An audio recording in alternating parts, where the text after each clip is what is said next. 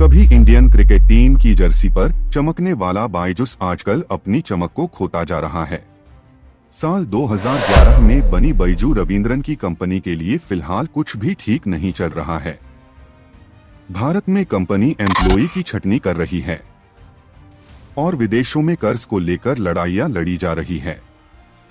बायजूस के सबसे बड़े इन्वेस्टर ने भी कंपनी की वैल्यूएशन को 22 अरब डॉलर से घटाकर $5.1 कर दिया है।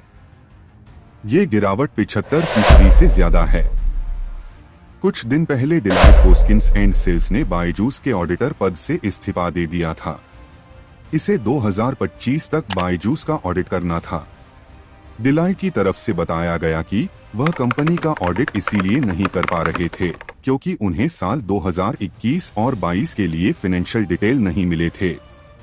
समाचार एजेंसी रॉयटर्स के मुताबिक ऑडिटर के जाने के बाद बायजूस कंपनी की तरफ से अपने इन्वेस्टर्स से कहा गया है कि इस साल वे सितंबर में साल 2022 और दिसंबर में 2023 की आय का ब्यौरा दाखिल कर देंगे।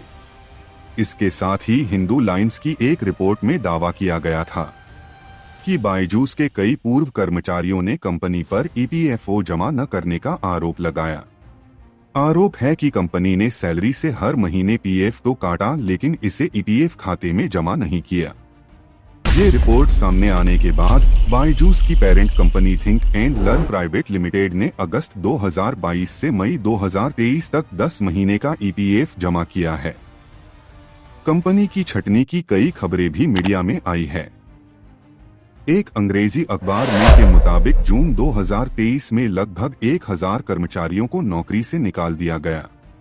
इससे पहले बायजूस ने 3000 कर्मचारियों को नौकरी से निकाल दिया था। फिलहाल कंपनी में लगभग 50,000 लोग काम कर रहे हैं। इसके अलावा बायजूस कर्ज से जुड़े एक मामले में अमेरिका की एक अदालत में कानूनी लड़ाई भी लड़ रही है। इस बात से ये अंदाजा लगाया जा सकता है कि बायजूस के ऊपर संकट के काले बादल मंडराते हुए दिख रहे हैं। दोस्तों, आपको बता दे तो इसकी हालत हमेशा से ऐसी नहीं थी।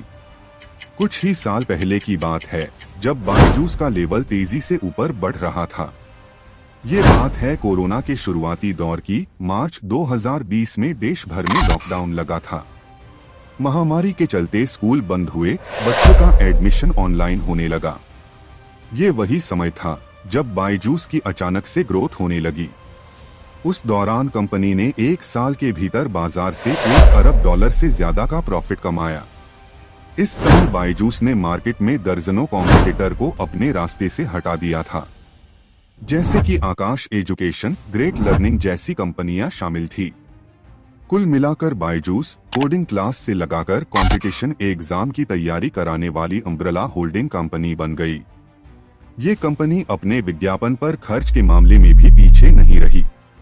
इन्होंने बॉलीवुड एक्टर शाहरुख खान को अपनी कंपनी का ब्रांड एम्बेसडर बनाया। उसके coding platform white hat junior के ब्रांड एम्बेसडर ऋतिक रोशन को बनाया।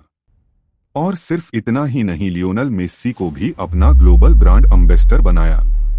इसके साथ ही बायजूस ने बीसीसीआई, आईसीसी और फीफा के साथ भी ब्रांडिंग पार्टनरशिप की। बायजूस लगभग 3 साल तक इंडियन क्रिकेट टीम की लीड स्पॉन्सर भी रही और फीफा वर्ल्ड कप 2022 को स्पॉन्सर करने वाली पहली इंडियन कंपनी बनी। कुछ एक्सपर्ट कहते हैं कि आम लोगों का मानना है कि बायजूस ने तेजी से विकास किया और अच्छा प्रदर्शन किया। कंपनी ने सब्सक्रिप्शन की संख्या को दिखाकर बहुत सारा पैसा जुटाया। जुटाए गए पैसे के अलावा कंपनी का कोई ऐसा सबूत नहीं है कि कंपनी ने कोरोना महामारी में अच्छा प्रदर्शन किया है।